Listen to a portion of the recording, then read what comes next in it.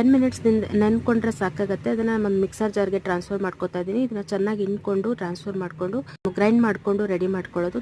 ತರಿಯಾಗಿ ರುಬ್ಕೋಬೇಕು, ತುಂಬ ನೈಸ್ ಮಾಡ್ಕೊಳ್ಳೋದೇನು ಬೇಕಾಗಲ್ಲ. As it is ನಾವು ಎಗ್ ಬುರ್ಜಿ ಯಾವ ರೀತಿ ಮಾಡ್ತೀವಿ ಅದೇ ರೀತಿಯೇ ಮಾಡೋದು. ನಾನ್ ವೆಜ್ ತಿಂದೇ ಇರೋರು ಈ ಒಂದು ರೆಸಿಪಿನ ಮಸ್ಟಾಗಿ ಟ್ರೈ ಮಾಡಿ, ತುಂಬ ಚೆನ್ನಾಗಿರುತ್ತೆ. ಇದನ್ನು ಹಂಚ್ಕೊಳ್ಳೋಕ್ಕೆ ಚಪಾತಿ ರೊಟ್ಟಿ ಜೊತೆಗೂ ಕೂಡ ತುಂಬ ಚೆನ್ನಾಗಿರುತ್ತೆ. ಸೊ ಈ ನಂತರ ನಾನು ಇಲ್ಲಿ ಒಂದು ಪ್ಯಾನ್ ಇಟ್ಕೊಂಡು ಆಯಿಲ್ ಹಾಕಿ ಹಸಿರು ಮೆಣಸಿನ್ಕಾಯಿ ಹಾಗೆ ಈರುಳ್ಳಿನ ಹಾಕ್ಕೊಂಡು ಫ್ರೈ ಮಾಡಿಕೊಂಡು ಹಾಗೆ ಶುಂಠಿ ಬೆಳ್ಳುಳ್ಳಿ ಪೇಸ್ಟ್ ಕೂಡ ಸೇರಿಸ್ಕೊಂಡು ಫ್ರೈ ಮಾಡ್ಕೊತಾ ಇದ್ದೀನಿ. ನಂತರ ಒಂದೇ ಒಂದು ಟೊಮೊಟೊನ ಹಾಕ್ಕೊಂಡು ಅದು ಕೂಡ ಚೆನ್ನಾಗಿ ಫ್ರೈ ಮಾಡಿ, ನಂತರ ಇಲ್ಲಿ ಸ್ಪೈಸಸ್ಸು ಅರಿಶಿನ ಪುಡಿ, ಖಾರದ ಪುಡಿ, ಧನಿಯಾ ಪುಡಿ, ಜೀರಿಗೆ ಪುಡಿ ಹಾಗೆಯೇ ಗರಂ ಮಸಾಲ ಇಷ್ಟನ್ನು ಹಾಕಿ ಚೆನ್ನಾಗಿ ಫ್ರೈ ಮಾಡಿ ರುಚಿಗೆ ತಕ್ಕಷ್ಟು ಉಪ್ಪು ಕೂಡ ಸೇರಿಸ್ಕೊತಾ ಇದ್ದೀನಿ ಇದೇ ಟೈಮಲ್ಲಿ. ನಂತರ ಗ್ರೈಂಡ್ ಮಾಡಿ ಇಟ್ಕೊಂಡಿರೋಂಥ ಸೋಯಾ ಚಂಕ್ಸ್ನ ಹಾಕ್ಕೊಂಡು ಚೆನ್ನಾಗಿ ಮಿಕ್ಸ್ ಮಾಡ್ಕೋಬೇಕು. ಉಪ್ಪು ಖಾರ ಚೆಕ್ ಮಾಡ್ಕೊಳ್ಳಿ, ಸಪೋಸ್ ಕಡಿಮೆ ಅನಿಸಿದ್ರೆ ಎಕ್ಸ್ಟ್ರಾ ಸೇರಿಸ್ಕೋಬೋದು. ಫೈನಲಿ ಕೊತ್ತಂಬರಿ ಸೊಪ್ಪನ್ನ ಹಾಕ್ಕೊಂಡು ಒಂದು 10 ಮಿನಿಟ್ಸು ಲಿಡ್ನ ಕ್ಲೋಸ್ ಮಾಡಿ ಬೇಯಿಸ್ಕೊಂಡ್ರೆ ತುಂಬಾ ಟೇಸ್ಟಿಯಾಗಿರೋವಂಥ ಸೋಯಾ ಚಂಕ್ಸ್ ಬುರ್ಜಿ ರೆಡಿನೇ ಆಗೋಗುತ್ತೆ. ಇದೇ ರೀತಿ ಒಳ್ಳೊಳ್ಳೆ ವೀಡಿಯೋಸ್ಗೆ ನನ್ನ ಪೇಜ್ನ ಫಾಲೋ ಮಾಡಿ. Thanks for watching.